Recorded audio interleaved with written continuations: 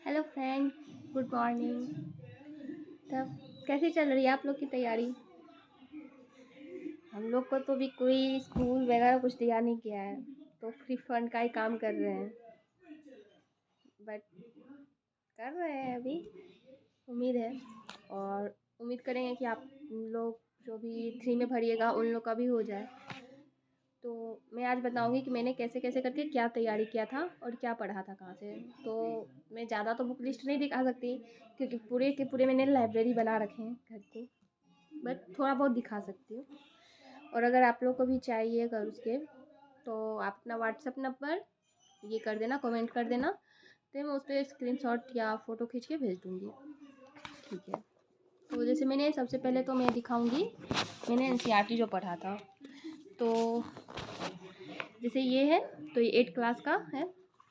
तो मैंने पढ़ा था एनसीईआरटी को, लाइन बाय लाइन पढ़ा था।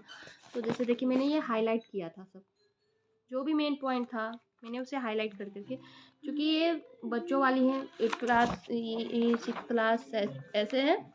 तो इस समय तो कुछ ज़्यादा मेन पॉइंट नहीं, 6 क्लास की है तो ज़्यादा पॉइंट थे नहीं। तो मैंने इसको क्या किया, जो भी मेन पॉइंट था उसको हाईलाइट कर दिया।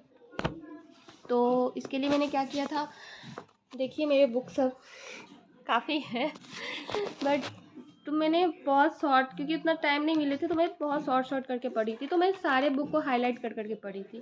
तो जैसे देख रहे हैं ये हो गया आपको 11th 12th का है, इसको भी मैंने हाईलाइट पूरा बुक को हाईलाइट कर करके तब पढ़ा था। तो मेरे पास ये हो गए। फिर मैंने ये दृष्टि का एनसीईआरटी जो होता है इसका मैंने लिया था ऑब्जेक्टिव, तो इसको भी मैंने पढ़ा था। तो मेनली क्या समझ आई, मैंने एनसीईआरटी लिया था, एनसीईआरटी का सारा। तो ज़्यादा टाइम नहीं था तो मैंने स्पेशली फोकस किया था, 9th 10th पे बोला ही था, और फिर 11th 12th का भी मैंने किया था। तो उसका हो गया। फिर दृष्टि का मैंने ये ऑब्जेक्टिव वाला लिया था, और उसके बाद मैंने ये घटना चक्र का लिया था। तो घटना चक्र का बाद बाकी मैंने सबका लिया था, लेकिन इतना टाइम नहीं था तो मैंने बस हिस्ट्री का ही पढ़ा, क्योंकि मेरे हिस्ट्री थे, इकोनॉमिक्स थे।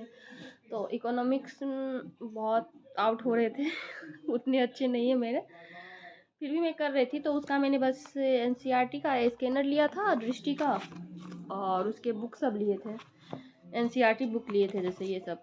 लेकिन उसके मैंने ये नहीं पढ़े थे, घटना चक्र मैंने नहीं पढ़े थे। लेकिन हिस्ट्री का मैंने घटना चक्र हो गया, और उसके बाद एनसीईआरटी बुक हो गया, और दृष्टि का ऑब्जेक्टिव मैंने इतना कुछ लिया था।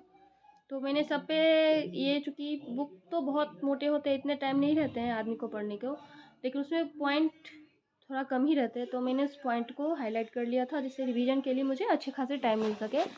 और लास्ट मोमेंट जब एग्ज़ाम होने थे तो मैंने उसको अच्छे से रिवीजन भी किया था।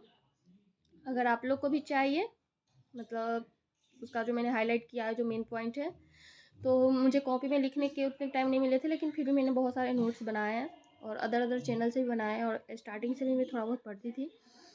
तो वो सब भी है। अगर किसी को चाहिए तो आप लोग व्हाट्सएप नंबर दे सकते हो, तो मैं उस पर भेज दूँगी फ़ोटो खींच के। और बाद बाकी आप लोग को जो सही लगे तो वैसे, अगर कहीं पे आप लोग को कोई प्रॉब्लम भी हो रही हो तो आप लोग वो भी कह सकते हो।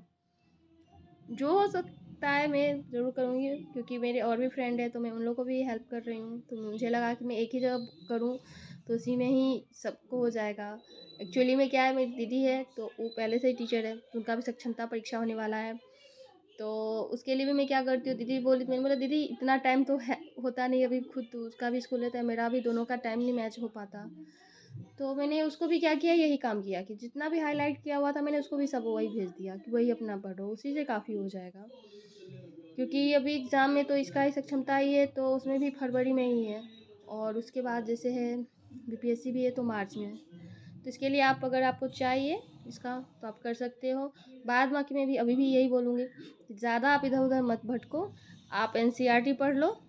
थोड़ा टाइम मिल रहा है तो दृष्टि का ले लो, ऑब्जेक्टिव जो होता है वो पढ़ लो, और घटना चक्र निश्चित पढ़ लो आप।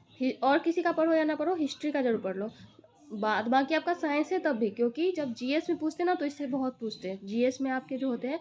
और 9th 10th क्लास चाहे साइंस हो या आर्ट्स हो, आप 9th 10th क्लास सभी बुक के पढ़ो, चाहे वो साइंस हो या आर्ट्स सब्जेक्ट में, लेकिन आप सबके पढ़ो, क्योंकि जीएस में आपको 40 में उसी से काम आने वाले हैं, उसी से आते हैं।